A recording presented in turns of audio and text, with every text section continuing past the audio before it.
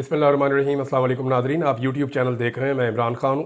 पाकिस्तान तहरीक इंसाफ के हवाले से जो बड़ी डेवलपमेंट है वो ये है कि एक तो जुनैद अकबर साहब को मैंने आपको बताया था कि इमरान खान साहब ने पब्लिक अकाउंट कमेटी का चेयरमैन के लिए जब नाम दिया तो वहाँ इत्तफाक हो गया और जुनैद अकबर साहब बन गए पब्लिक अकाउंट्स कमेटी के चेयरमैन।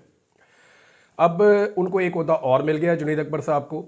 एकदम से काया पलट गई है। पहले जुनैद अकबर साहब पार्टी में साइड लाइन थे और ग्रुपिंग हुई थी पार्टी में, और जो वज़ीर आला ग्रुप है वो उनको इतना पसंद नहीं कर रहा था, लेकिन अब मामला काफ़ी हद तक ऐसा लगता है कि ठीक हो गए हैं। अली अमीन गंडापुर जो पहले सूबाई सदर थे पाकिस्तान तहरीक इंसाफ के खैबर पख्तूनख्वा से, और उन्होंने अपनी सदारत के दौरान बड़े मुश्किल हालात का सामना किया। यानी जब अली अमीन गंडापुर के पास सदारत थी तो तहरीक इंसाफ के लिए कोई अच्छा माहौल नहीं था और बड़ी सख्तियाँ हुई। बड़ा मुश्किल इलेक्शन पाकिस्तान तहरीक इंसाफ ने लड़ा खैबर पख्तूनख्वा में, और फिर ना सिर्फ इलेक्शन लड़ा बल्कि इलेक्शन जीत कर वहाँ पर हुकूमत भी बनाई। तो ये एक मुश्किल तरीन दौर था बतौर सदर किसी भी सियासतदान के लिए। तो वो उन्होंने वो टाइम पूरा कर लिया। उसके बाद अब क्योंकि वो वज़ीर आला भी हैं और सदर भी हैं अपनी पार्टी का, सूबे का, लिहाजा इमरान खान साहब ने अब ये एक और फ़ैसला किया है। इस फैसले को आप दो नज़रों से देख सकते हैं। एक ये कि इमरान खान साहब जो एकदम एक ग्रुप बढ़ता चला जा रहा है पार्टी के अंदर और वो अपना एक असर रसूख कायम कर रहा है। इमरान खान साहब इस तरह की वो एक पावर पॉलिटिक्स भी नहीं चाहते अपनी पार्टी के अंदर, और वो दूसरी तरफ भी चाहते हैं कि चेक एंड बैलेंस हो पार्टी के अंदर। दूसरा, इमरान खान साहब ने अली अमीन गंडापुर के ऊपर से एक जिम्मेदारी उतारी है कि ठीक है जी, आप वज़ीर आला खैबर पख्तूनख्वा है, आप वहाँ के मामला देखें, और खैबर पख्तूनख्वा के मामला देखें, लॉ एंड ऑर्डर के हवाले से हो या दीगर चीज़ें हों, वो काफ़ी गंभीर हैं। तो बड़े चैलेंजेस हैं जिनका सामना करना है। वफाकी हुकूमत पैसा भी नहीं दे रही, फिर वफाकी हुकूमत के साथ डील करना। दूसरा मामला ये है कि अली अमीन गंडापुर जब मुलाकातें वगैरह करते हैं हुकूमती लोगों से, तो उनकी मुलाकातों पे पार्टी के लोगों को एतराज़ भी होता है। तो पार्टी के स्ट्रक्चर को और वज़ीर आला के स्ट्रक्चर को दोनों को अलग अलग कर दिया इमरान खान साहब ने। इससे फ़ायदा ही होगा पार्टी को। जुनैद अकबर साहब एक पुराने वर्कर हैं पाकिस्तान तहरीक इंसाफ के, इमरान खान साहब के दरीना साथी हैं, और ये शुरू से यानी अपने गाँव की सियासत से ऊपर आते आते यहाँ तक पहुँचे हैं। लिहाजा ये एक अच्छा एडिशन हो गया है। उन्हें तंजीम साजी का इन चीज़ों का आइडिया है। तो जुनैद अकबर साहब को इमरान खान साहब ने एक और अहम जिम्मेदारी दे दी है, और इसके बारे में जो पार्टी के ज़राए वो ये कह रहे हैं कि ये अफ़ाम तफ़हीम के साथ काम हुआ है, इसमें कोई किसी किस्म की मुखालफत नहीं है, लेकिन जो कुछ चलता रहा माजी में वो सब जानते हैं। जुनैद अकबर साहब ने एक बड़ी इंपॉर्टेंट बात की है। उन्होंने कहा जी, तोशा खाना का जो 50 साल का रिकॉर्ड है वो मैं निकलवाऊंगा। अब ये तोशा खाना का अगर 50 साल का रिकॉर्ड निकलेगा ना तो बड़ा कमाल रिकॉर्ड है तोशा खाना का भी। यहाँ लोग जो है वो ओने पोने चीज़ें लेकर चले गए हैं। पब्लिक अकाउंट कमेटी में ना को कहा ना, इसके बाद इख्तियारात होते हैं। ये डाटा तक एक्सेस कर सकता है, डाटा निकलवा सकता है, सवालात पूछ सकता है, जवाब मांग सकता है, मालूमात तक इसकी रसाई होती है। इसके बाद इख्तियारात भी होते हैं। तो बतौर पब्लिक अकाउंट कमेटी के चेयरमैन के तोशा खाना का रिकॉर्ड निकलवा लेना जुनैद अकबर साहब के लिए कोई बड़ी डील नहीं होनी चाहिए। लेकिन ये वो रिकॉर्ड है जो हाई कोर्ट्स नहीं निकलवा पा रही थी, अगर आपको याद हो तो। जजों ने बेचारों ने बड़ी कोशिशें की, लेकिन तोशा खाना का रिकॉर्ड जजों को नहीं मिल रहा था। ये हालात भी हमने देखे। लेकिन अब ये जुनैद अकबर साहब का पहला बड़ा चैलेंज है जो उन्होंने खुद ले लिया है कि वो तोशा खाना का रिकॉर्ड सामने लेकर आएंगे। तोशा खाना में जो है वो तहाइफ लेना जायज़ है कि आप एक मखसूस कीमत अदा करते हैं, जैसे इमरान खान ने की, जैसे माजी में कुछ और लोगों ने की, जैसे शाह महमूद कुरैशी ने की। लेकिन कुछ चीज़ें लेना नाजायज़ है, जैसे कि गाड़ियाँ। लेकिन नवाज शरीफ ने और जरदारी ने, इन लोगों ने गाड़ियाँ निकलवाई तोशा खाना से जो रूल्स के खिलाफ था। लिहाजा ये सारी चीज़ें भी सामने आएंगी। मरियम नवाज की भी एक गाड़ी के चर्चे हैं, वो भी सामने आएगी। देखना यह है कि किसने तोशा खाना पे कितना हाथ मारा। अब अगर इमरान खान की हुकूमत आ जाए कल को, तो उनको भी चाहिए कि सारा रिकॉर्ड पब्लिक करें, और सिर्फ ये सियासतदानों का नहीं करना चाहिए, ब्यूरोक्रेट्स का करना चाहिए, मिलिट्री एस्टेब्लिशमेंट का करना चाहिए। जजों को, जर्नैलों को कितने तोहफे मिले, और वो तोहफे जो है वो उन्होंने कितनी कीमत में हासिल किए, और वो कीमत कैसे अदा की गई, ये सारी चीज़ें भी आनी चाहिए। अब सारा मलबा जो है वो सियासतदानों पे तो नहीं हमेशा गिरना चाहिए। बहरहाल ये अब देख लेते हैं कि इसमें क्या होता है। अली अमीन गंडापुर साहब के हवाले से जो है ना वो कुछ कंट्रोवर्सीज भी हैं। ख़ास तौर पे जो डी चौक में 2 मरतबा उनके साथ हुआ, उस हवाले से अली अमीन गंडापुर साहब के सामने बहुत बड़े बड़े सवालात खड़े हैं कि दोनों मरतबा वो अपने लोगों को छोड़कर चले गए। एक मरतबा तो उन्होंने बहुत सारे पहाड़ क्रॉस कर लिए जो कोई अच्छा खासा एथलीट वो नहीं कर सकता, और ये चीज़ें उनके सियासी मुखालिफिन उनके खिलाफ इस्तेमाल कर भी रहे हैं और आइंदा भी इस्तेमाल होती रहेंगी। ये बात जो सियासत को जानता है उसको अच्छी तरह पता है। अच्छा जी, आलिया हमजा साहिबा को पंजाब में अहम जिम्मेदारियां मिलने का इम्कान है, ये बात जो है वो की है जनाब सलमान अकरम राजा साहब ने, और उन्होंने ये कहा कि इमरान खान साहब ने ये फैसला किया और हम बैठ कर ये फैसला करेंगे कि आलिया हमजा साहिबा को पंजाब में क्या अहम जिम्मेदारियां देनी है। अब आलिया हमजा साहिबा से भी बात की जाएगी, क्योंकि अब तंजीम साजी का अमल जो है वो भी है और आगे जो है वो पार्टी के अंदर नए लोगों की इंडक्शन भी है।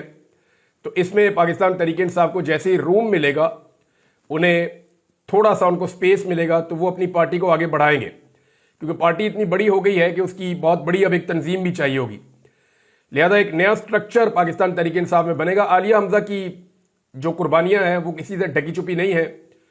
बीमार होने के बावजूद उन्होंने बड़ी सख्त जेल काटी है और बड़ी तकालीफ बर्दाश्त की हैं। उनके बच्चों ने, उनकी फैमिली ने, खुद आलिया हमजा ने लगातार उनके ऊपर जितनी फस्तायत और जुल्म था पंजाब के अंदर, और ये शरीफ खानदान के ईमा के ऊपर था, क्योंकि उन्हें खतरा था कि उनकी एक मजबूत सीट जो है वो आलिया हमजा छीन लेंगी, और वहां पे अब मकबूलियत बिल्कुल नहीं है इनके पास। जब भी फ्री एंड फेयर इलेक्शन होगा, आलिया हमजा इनको नाकों चने चबवा के वो सीट इस वक्त तो जीतने की पूरी पोजीशन में है। तो ये आलिया हमजा साहिबा के हवाले से भी एक खबर है। और दूसरा, मुज़ाकरात की बैठक के लिए इमरान खान साहब ने एक शर्त आयद की है। यानी मुज़ाकरात तो ऑलमोस्ट खत्म हो गए हैं, अब वो कहते हैं कि जी नो कमीशन नो मुज़ाकरात, यानी हम कोई मुज़ाकरात आपसे नहीं करेंगे जब तक कि आप कमीशन नहीं बनाएंगे। यही बैरिस्टर गौहर ने कहा, यही सारी पार्टी ने कहा कि हुकूमत अनाउंस करे कि हुकूमत कमीशन बनाती है तो हम हुकूमत के साथ बैठ जाते हैं। अब इसमें हुकूमत ने भी मशरूत आमादगी जाहिर की है राणा सनाउल्लाह के मुंह से। राणा सनाउल्लाह वज़ीर आज़म के सियासी उमूर के मुशीर हैं, तो राणा सनाउल्लाह ने कहा कि जनाब ठीक है, हम कमीशन बनाते हैं, लेकिन उसके ऊपर कुछ TORs के मामलात हैं और कमीशन किन बंदों पे होगा, अब वो उन चीज़ों की तरफ जा रहे हैं। यानी हुकूमत एक ऐसा कमीशन बनाना चाहती है कि जो इतना कमज़ोर कमीशन हो, जैसे काजी फायद ईसा, यानी ऐसा कमीशन बनाना चाहती है कि अपने ही जज बैठा दें, अपना ही फैसला मुसल्लत कर दें, अपनी मर्जी के TOR ले आए और हुकूमत अपनी मर्जी से अपने आप को और अपने सहूलतकारों को क्लीन चिट दिलवा दे। तो उनकी कोशिश ये है, वो ये शर्त दे रहे हैं।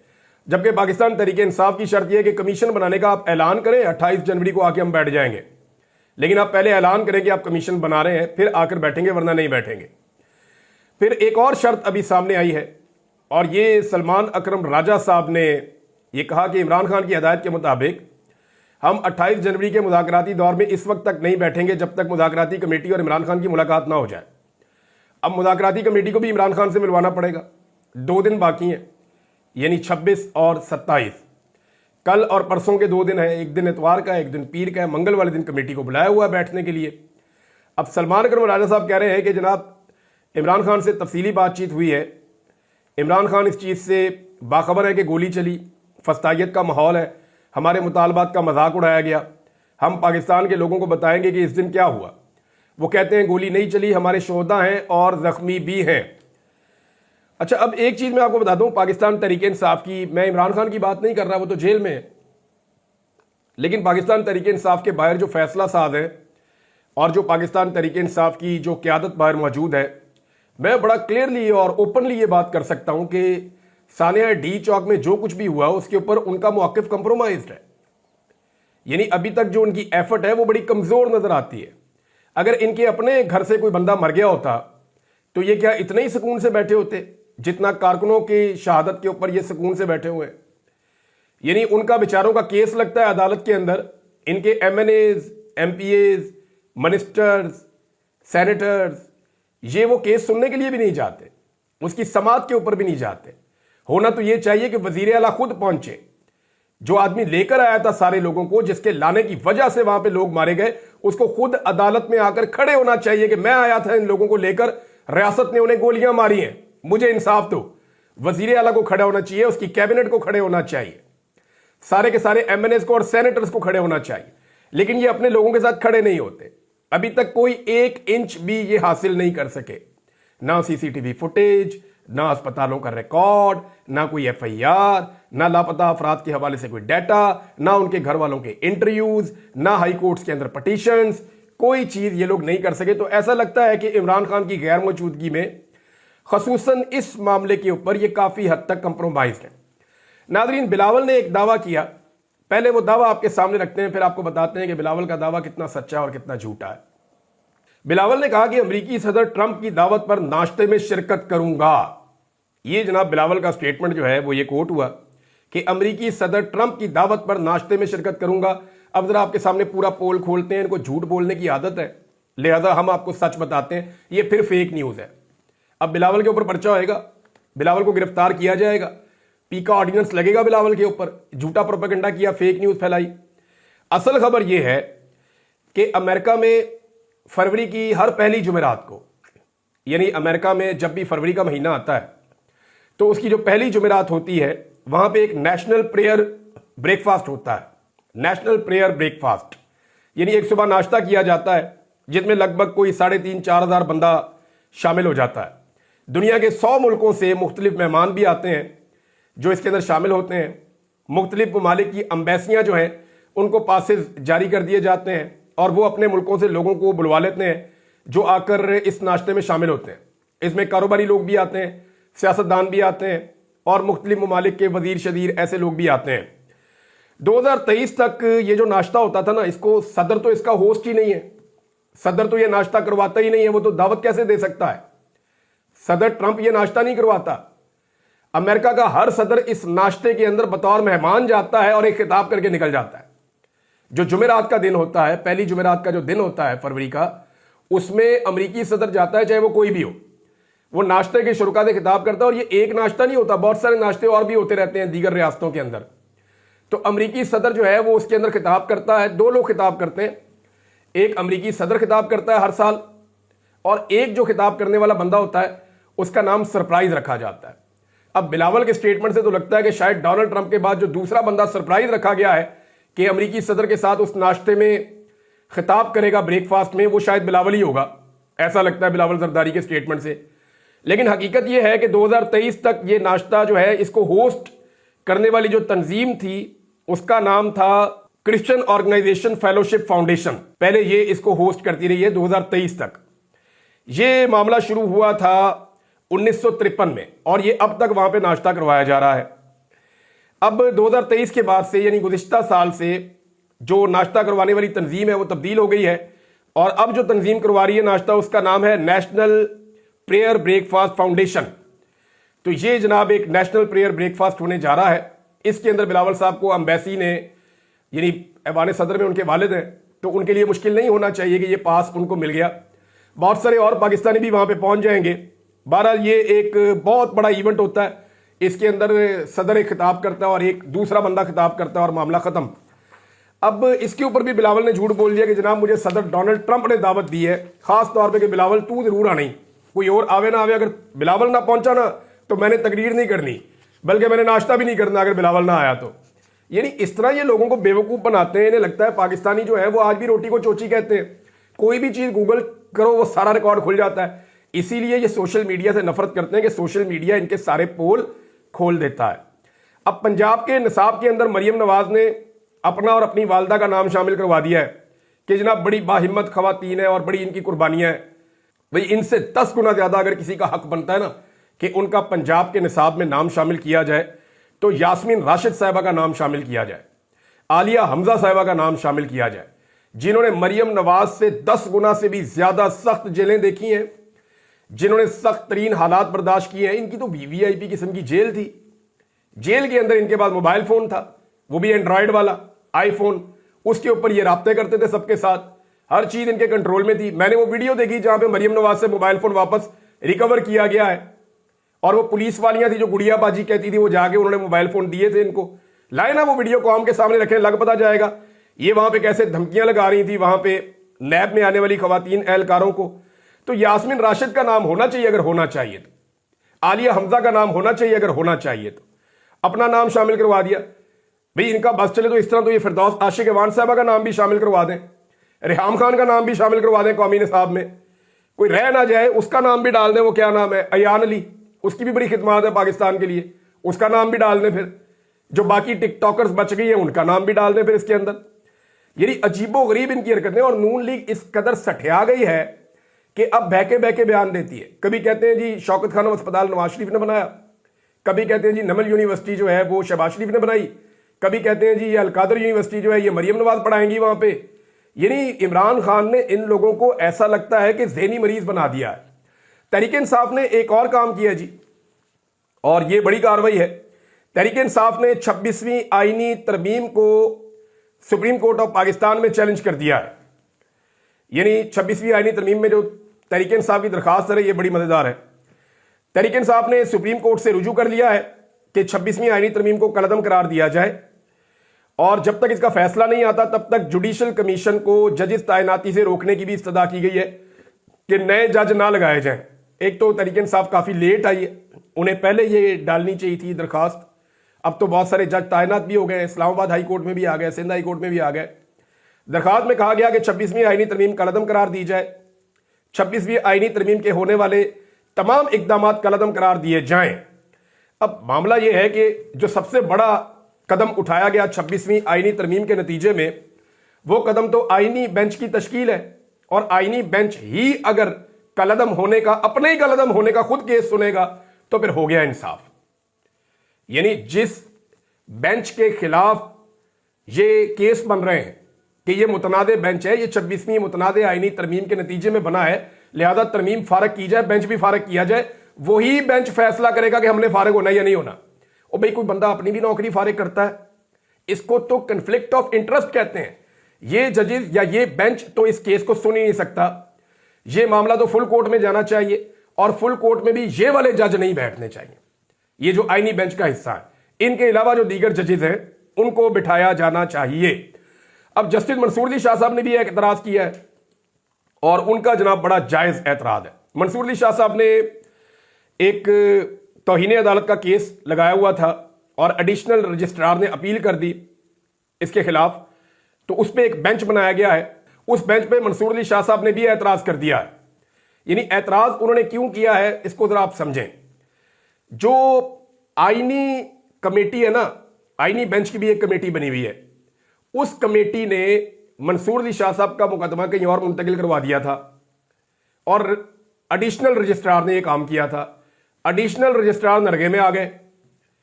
اب معاملہ یہ ہے کہ وہ جب اپیل میں گئے تو اسی کمیٹی کے 2 جج اس بینچ کے اندر شامل کر دیے گئے۔ اب منصور علی شاہ صاحب یہ کہتے ہیں کہ کیونکہ اس کمیٹی نے جنہوں نے فیصلہ کیا، جن 2 ججوں نے فیصلہ کیا، جن کے فیصلے کے خلاف یہ سارا معاملہ کھڑا ہوا، وہ اپنے فیصلے کے خلاف کیسے کیس سن سکتے ہیں؟ یعنی اپیل کی جاتی ہے، اگر کسی جج نے غلط فیصلہ دیا تو اس کے خلاف جب اپیل میں جاتے ہیں تو پھر وہ جج تو نہیں سن سکتا نا۔ اب وہی ججز بیٹھ کے اس کنٹروورشل معاملے کو سنیں گے جو انہوں نے خود پیدا کیا۔ ان میں ایک جج ہے جسٹس جمال خان مندوخیل اور جسٹس محمد علی مظہر۔ اس پہ جناب بجا طور پہ اعتراض اٹھایا ہے منصور علی شاہ صاحب نے کہ آئینی ججز کمیٹی نے ہی جسٹس شاہ صاحب کے بینچ سے منتقل ہونے والا کیس اپنے آئینی بینچ کے سامنے مقرر کیا تھا، جس پر توہین عدالت کا کیس شروع ہوا، تو وہی 2 ججز اب بینچ میں بیٹھ کر اپنے ہی فیصلے کو کیسے غلط قرار دے سکتے ہیں؟ بڑا سوال ہے جی، اور امپورٹنٹ کوسچن ہے۔ ناظرین، محسن نقوی کی ایک غلطی جو ہے وہ پاکستان کے گلے پڑ گئی ہے۔ پاکستان کا جو محکمہ خارجہ ہے وہ صفائیاں پیش کر رہا ہے کہ جی غلطی سے چلے گئے تھے محسن نقوی صاحب new federal state of China کی تقریب میں۔ اب وہاں پہ پاکستان کی پوری ایمبیسی کام کرتی ہے، ایمبیسی کے افسران کام کرتے ہیں، پورا عملہ کام کرتا ہے۔ یہ ممکن نہیں ہے کہ ان کو پہلے سے نہ پتا ہو کہ یہ کس تقریب میں جا رہے ہیں، یہ پہلے سے پتا ہوتا ہے اور پورا ایک پروٹوکول ہوتا ہے۔ محسن نقوی جیسے امپورٹنٹ آدمی کو وہاں پہنچانا new federal state of China جیسی تنظیم کے پروگرام میں جو بہت زیادہ اینٹی چائنا ہے، یہ چائنا کے لیے بڑی تشویش کی بات ہے۔ اب یہ صفائیاں دے رہے ہیں، وہاں پہ ایک دوست بنانے کے چکر میں جو پہلے سے دوست تھا اس کو بھی انہوں نے ناراض کر لیا ہے، تو یہ اس وقت ان کی یہ پالیسی چل رہی ہے۔ اب اندازہ کریں کہ پاکستان کا جو وزیر خارجہ ہے وہ اس وقت ملک کے اقتصادی اور معاشی امور دیکھ رہا ہے، پاکستان کا جو وزیر داخلہ ہے وہ اس وقت سفارتی مشن کے اوپر ہے، پاکستان کا جو وزیر اعظم ہے وہ اس وقت اردلی بنا ہوا ہے، پاکستان کے سب سے بڑے صوبے کی جو وزیر اعلیٰ ہے وہ اس وقت ٹک ٹاک کا ایک مقابلہ کھیل رہی ہے، سلوموز بنا رہی ہے، اور ملک کا اللہ ہی حافظ ہے۔ یعنی باقی جن پہ تکیہ ہے وہ کہتے ہیں جی ہمارا سیاست سے کوئی تعلق نہیں ہے. تو اس ملک کے کیا حالات ہوں گے آپ صرف ان 4 چیزوں سے ہی اندازہ لگا سکتے ہیں کہ سب سے بڑے صوبے کی وزیر اعلیٰ کیا ڈرامے کر رہی ہے, ملک کا وزیر اعظم کیا کر رہا ہے, ملک کا وزیر دفاع جو ہے اس کو دفاع کے بارے میں کچھ نہیں پتا, وزیر خارجہ جو ہے وہ جناب اقتصادی معاملات میں ہے, اور وزیر خزانہ جو ہے وہ پتہ نہیں کدھر غائب ہے, وزیر داخلہ جو ہے ملک کے حالات خراب ہیں اور وہ سفارتی مشن پہ نکلا ہوا ہے. عجیب متنجن بنا کے رکھ دیا اس ملک کا پاکستان کے جو کرتا دھرتا ہے انہوں نے, اور کہاں پہنچا دیا ہمیں. یعنی ایک شخص کی مخالفت, ایک آدمی کی مخالفت نے پورے ملک کا نقشہ بگاڑ کے رکھ دیا. ہر چیز انہوں نے برباد کر دی کہ کسی طرح عمران خان کو نقصان دیں. لیکن وہ حدیث نبوی بھی ہے, اور اللہ رب العزت اگر کسی کو نقصان نہ پہنچانا چاہے نا تو وہ کوئی بھی نہیں پہنچا سکتا اس کو نقصان, ساری دنیا مل کر نہیں پہنچا سکتی. اور اگر اللہ کسی کو فائدہ نہ دینا چاہے نا تو ساری دنیا بھی ساتھ کھڑی ہو جائے تو اس کا فائدہ نہیں ہو سکتا. لہذا عمران خان کو گرانے کے چکر میں یہ سارے اس قدر گرے کہ قوم کی نظروں سے گر گئے. باقی چیزیں ناظرین اگلے ویلاگ میں شیئر کرتا ہوں. اب تک لیے اتنے, اپنا خیال رکھیے گا, اپنے چینل کا بھی. اللہ حافظ.